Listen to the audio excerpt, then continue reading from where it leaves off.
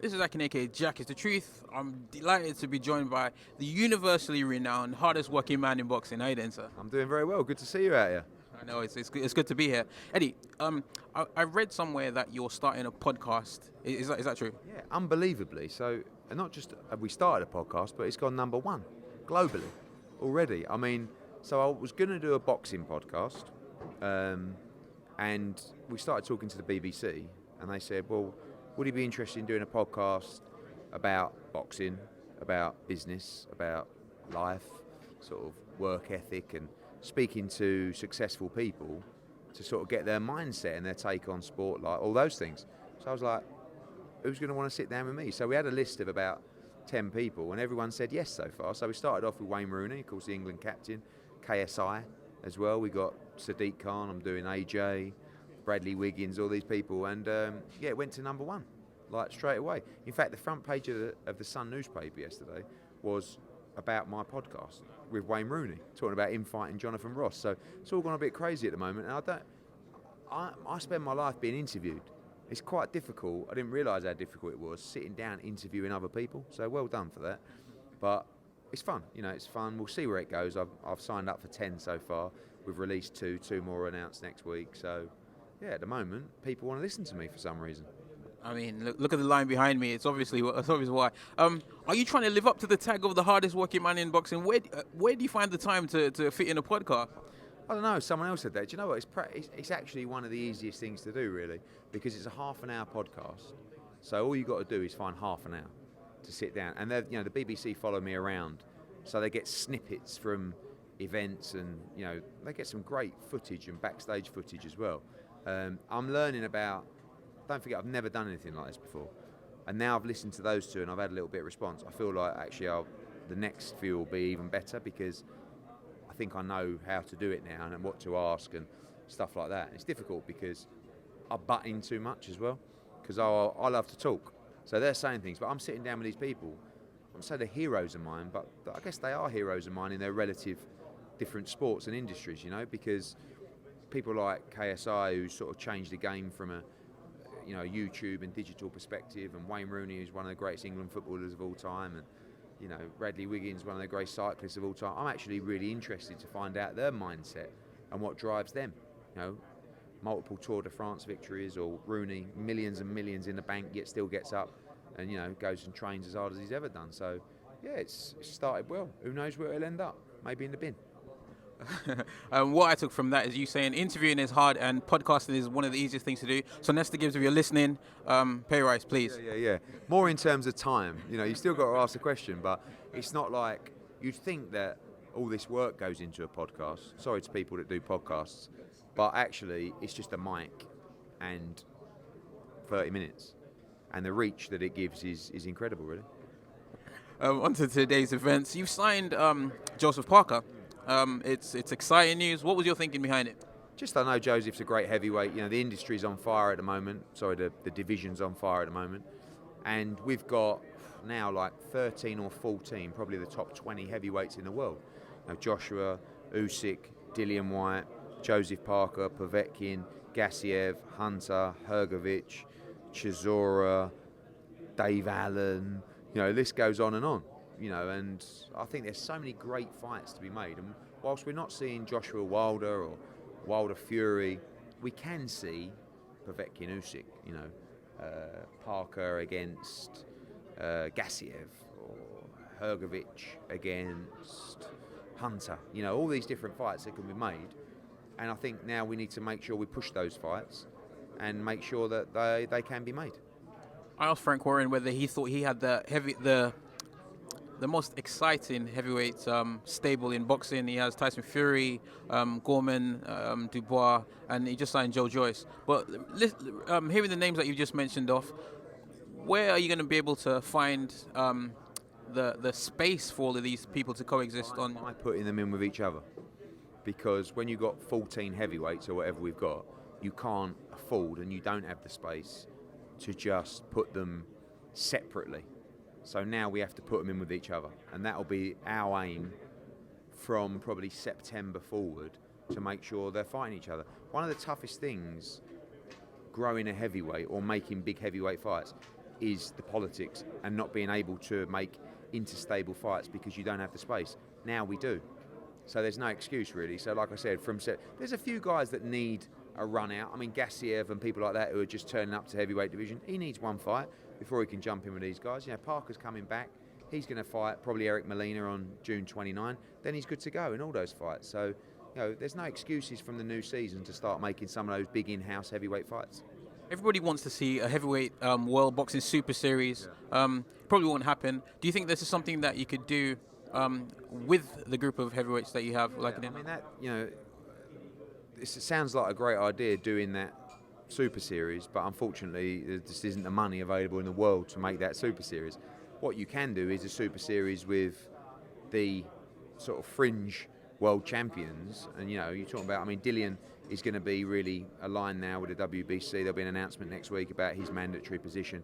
But you know, when you look at the ones that aren't mandatory, so take Usyk, Dillian and Pulev away, you start talking about Povetkin, Parker, Hunter, Hrgovic, you know, Allen, Chisora, you know, all this. There's a really good tournament there to be run, and you know, I think you could do that quite quickly over the space of a year, and you could have a really interesting dynamic on it. Okay, on to Anthony Joshua. 24 hours after he announced that he wants to sit down face to face with 2 hours. 2 hours. I stand corrected. Yeah. After he announced he'd like to sit down face to face with Deontay Wilder, Deontay announced that he wants to fight Ortiz. What more does Joshua have to do? And I'm sure when you set out initially for him to come and box in America, the plan was to get these big fights. What more does he have to do? Probably give a deal that doesn't make sense, unfortunately. I mean, you know, and that's down to him. That's a personal decision from him. You know, we know it's been made pretty public that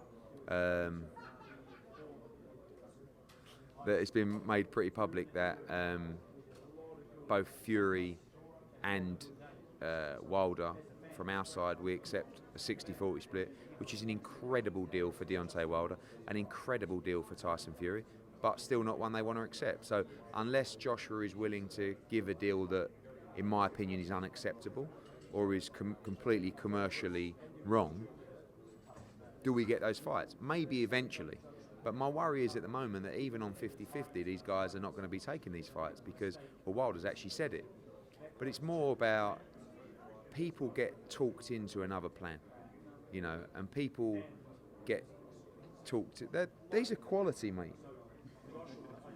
Bottega Veneta's, mate. Honestly, they're the future. Thank you. And I think just people. I think if you're not really in charge of your own career, it's very easy to get talked into another strategy. Listen, I've got an idea. Don't fight Joshua yet. We're going to have 2 easier fights, make really good money, etc., etc. Next year, the Joshua fight will be twice as big. You won't make 40 or 50 million. You'll make 100 million. Okay, we'll do that. You know, so, and I don't blame Wilder really, other than I think he just needs to just say, guys, I really appreciate this plan, but I want to fight Joshua. Anyway, why can't you dispel those myths? If they're putting out a narrative that the Joshua fight will be worth more, why don't you just come out and say, no, it won't? No, because it will be. That's the worst thing about it. You know, look, this fight now, this is twice as big, Joshua Wilder, as it was 1 year ago. In 1 year's time, it will be bigger than it is now. But that's if everybody keeps winning. And that's only on the assumption that even in a year's time, we can make the fight. But what I'm saying is, don't be too greedy. Like, we were prepared to make this fight a year ago. Now we're double prepared to make this fight now. And we got lucky because it's worth twice as much money. Don't be greedy. Don't get beat. You know, he could get knocked out to... I thought he could have even got knocked out against Brazil. Could get knocked out against Ortiz. Dillian Whyte, he'd have to fight after that. Could get knocked out to Dillian Whyte. So, and Joshua made a really good point yesterday. He's like, as far as I'm concerned, there's a lot of risk in every fight. So when I'm fighting Povetkin or I'm fighting Andy Ruiz, there's a lot of risk there. I'd rather fight Wilder. There's a lot of risk there, but there's 3 times the reward or double the reward, you know, and there's, more importantly, the undisputed tag on the line. So it gets really boring talking about it, and I just think we just got to focus on Andy Ruiz and then who comes next. And when people like Wilder or Fury are ready to fight Joshua, let us know, and then the conversation should start. But until then, doesn't matter what I say, doesn't matter what I think, they don't want to talk about that fight. And if they won't talk about it, at what possible chance have you got of getting it made? I mean, we run a podcast where we get to gauge the temperature of fans. So a lot of people will echo what you're saying. A lot of people will echo what Deontay's saying. But, if you look at the Boxing Voice, the Boxing Voice used to be 99% pro Deontay Wilder, especially with its originator. Now, it's probably 50-50. That just goes to show you the swing. And the only pleasing thing about this is actually people are starting to realise that Wilder don't want the fight. Not him personally, but Team Wilder don't want this fight. Right, so at least they're seeing the truth, because that is the truth.